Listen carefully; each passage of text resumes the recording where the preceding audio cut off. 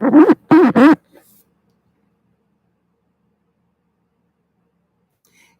everybody, Nevin Gusak, your host of the Populist Patriot. I recently heard this claim, and it didn't surprise me, but I wanted to see where it was coming from about the payday lenders. They were under an investigation, and the Trump administration quashed it because Trump's inauguration received funding from payday lenders. So there were a bunch of articles and I was reading it. It doesn't surprise me because the Trump administration, I supported President Trump in 2016, and voted for him in the Republican primary and voted for him in the general election of November 2016. But when he brought in establishment Republicans, including Tea Party types, which are basically policy wise the same thing as establishment Republicans, except that ideologically they hate the poor and the working class more. They're more open about it. They both probably hate on them and want to shit on them equally.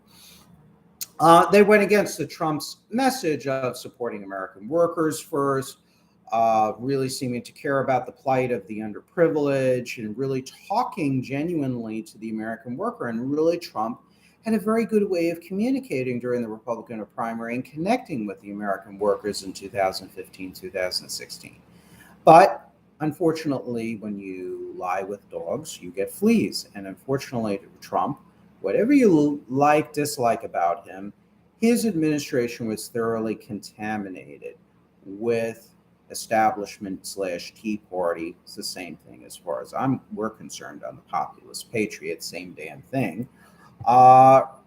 Policy types. You had Mick Mulvaney, you had all the other deregulators and Freedom Caucus types that were populating Betsy DeVos and others that were populating the administration and just making federal policy in most areas other than some foreign policy and trade policy initiatives. Everything else in Trump was a shit show by and large and was against the working class.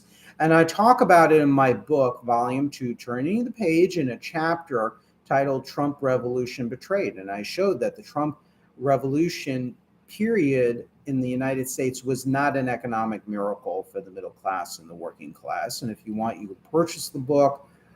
You can write me at gusaknevin@gmail.com. I'll send you the chapter if you want. If you don't want to pay for volume 2 or both volumes, if you don't believe me, read it, form your own opinion either way. Anyhow, payday lenders sure have a cozy relationship with the Trump administration, authored by Arthur Delaney, back from February 14, 2019. This is in the Huffington Post. Now, I know the conservatives will say, well, it's the Huffington Post. Well, this has been reproduced in other publications. And of course, the conservative press is not going to want to cover it because it's not complimentary, because they don't view this as a problem. They don't view, letting the payday lenders off as a bad thing, because most of your conservative movements, other than some outliers, like in the American Conservative publication, that's Rod Dreyer's publication, most conservative publications view that as, well, that's great because that's free markets. Let the payday lenders do whatever they want. Let them charge 50% interest. Hey, free markets. Everybody's going to benefit, right? And rich people are better than a bunch of poor black people or poor white people. So yeah. And it talks about how a company that customers but only got a slap on the wrist from the Trump administration also made a large donation to the president's 2017 inaugural committee. And that company is Enova International, is an online payday lender that operates the brands NetCredit and CashNet USA, agreed to pay a $3 million fine for illegally taking money from customers' bank accounts and failing to honor loan extensions. But the settlement included no refunds for the victims. Enova gave $25,000 to Donald Trump's presidential inaugural committee. Well, you want to talk about waste, the LA arrivement? Talk about that. Talk about all this lavish inaugural donations from corporate America. I mean, why do we need a massively elaborate inaugurations? It should be a simple ceremony. Pomp and circumstance should not be the rule in Washington, D.C. Intellect strength of mind, strength of character, and being warriors for the country.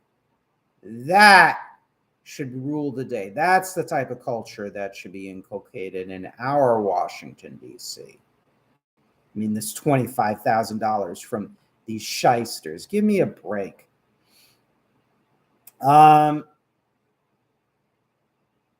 Payday lenders that as an industry donated more than $1 million to the inauguration, as well as tens of thousands to Trump's 2020 re-election campaign. Well, I thought Trump was concerned about American workers. I thought he loved the American workers in the middle class. The Community Financial Services Association of America, a trade group for the industry, last year started holding its annual conferences at a Trump hotel in Florida. Last week, the Trump administration announced it would rescind parts of a new federal regulation that had been designed to rein in abusive lending practices that lead people to take out loan after loan and sink into debt. Favorable treatment for payday lenders is consistent with the Trump administration's pro-business ideology. The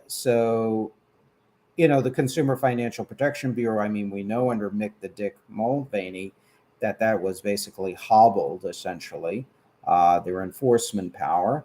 So list goes on and on and on. There you go. Another penny in the jar why Trump was a fake populist. And I supported Trump vocally. I went to one of his rallies when I lived in Boca Raton, went to him, but he betrayed us. He betrayed the populist cause. He governed as a Jeb Bush, Ted Cruz, Ronald Reagan Republican for the most part. And it's unforgivable. Absolutely unforgivable.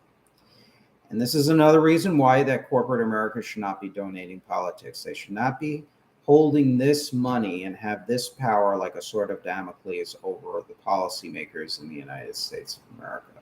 And don't tell me about freedom, because I don't want to hear it. This is not freedom. This is corruption. This is not a freedom of speech issue, because you and I know that business elites have far bigger megaphones than average people like you and I. And to me, this is more a problem than even waste, and government waste is a problem. I have a discussion of it in my book on what I would do.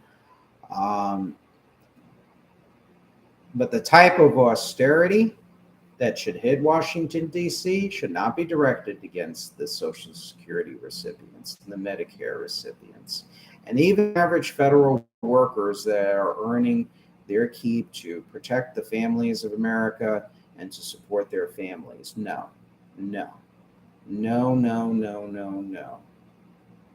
The austerity should hit these pomp and circumstance inaugural balls. There's no reason for this. There's no reason for all these fancy schmancy events for the most part.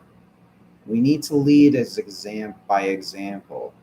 But when this country that is suffering, and now you have this pomp and circumstance, these inaugural balls, no need for that. We need to get to work immediately.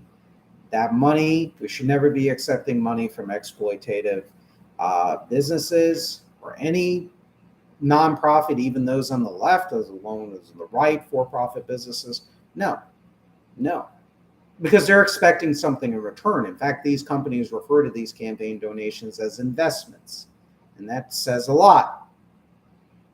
So therefore, that needs to be done away with. And lastly, what I would do is I would wipe out the payday loan industry by restoring, which was abolished by President Johnson, President Lyndon Baines Johnson. I would restore postal banking. Within a couple of years, I will restore postal banking in the inner cities of the United States of America. You want to get the black vote, Democrats and Republicans?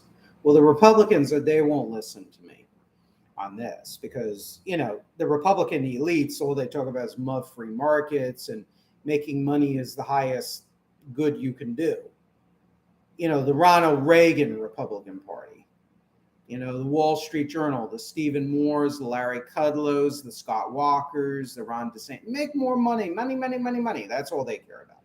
But if the Democrats really want to reach into Black America and speak to Black America, to speak to the Hispanics, to speak to the white working class people, the ones that are really in tough circumstances, talk about postal banking. Put your checks in there. interest-free, or not interest-free, but for very low or minimal or no fees, maybe some small token service charge. There you go. That increases their savings. It shows that the government cares for them, and that builds a sense of morale and solidarity between government and people. You gotta take these profound reforms. People will remember this. They remembered FDR with the reforms that he put through, the domestic economic reforms that were positive. People remember that. I mean, people wanted to have him for a fourth term, a fifth term. I mean, he would have been president maybe forever. People remembered Huey Long. Like him or not, people remembered Huey Long because he stood against the worst of the exploitative big corporations in Louisiana during his time. And he got the textbooks in the school, and he got infrastructure like bridges, and he modernized the Capitol and built taller buildings and whatnot, skyscrapers and the whole 9 yards. Maybe what this country needs is a little more Huey Longism.